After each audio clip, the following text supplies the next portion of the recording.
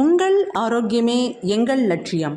மாமியார்ஸ் அடுப்பங்கராவிலிருந்து இன்றைக்கி நீங்கள் பார்க்க போகிறது, ஒரு கப் கேபேஜில் 12 சப்பாத்திகளுக்கு எப்படி அருமையாக டேஸ்டியாக ரொம்ப ஒரு டிஃப்ரெண்ட்டான சைட் டிஷ் எப்படி பண்ணுறதுன்னு பார்க்குறதுக்கு முன்னாடி இது வரைக்கும் எங்கள் சேனல் சப்ஸ்கிரைப் பண்ணலைன்னா இப்போவே சப்ஸ்கிரைப் பண்ணுங்கள், வீடியோவை லைக் பண்ணுங்கள், பக்கத்தில் உள்ள பெல் ஐக்கானையும் டச் பண்ணிக்கோங்க. வாங்க வீடியோக்குள்ளே போவோம்.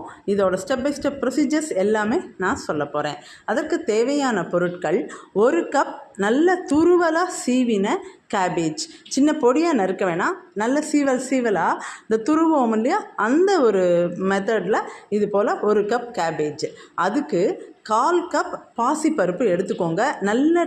நல்லா வாஷ் பண்ணிவிட்டு கொஞ்சமாக தண்ணி விட்டு ஊற வச்சுருங்க பிஃபோர் குக்கிங். அதற்கு பிறகு ஒரு தண்ணியும் தேவையான அளவு, அப்புறம் மஞ்சள் பொடியும் உப்பும் எடுத்து வச்சுக்கோங்க. அப்புறம்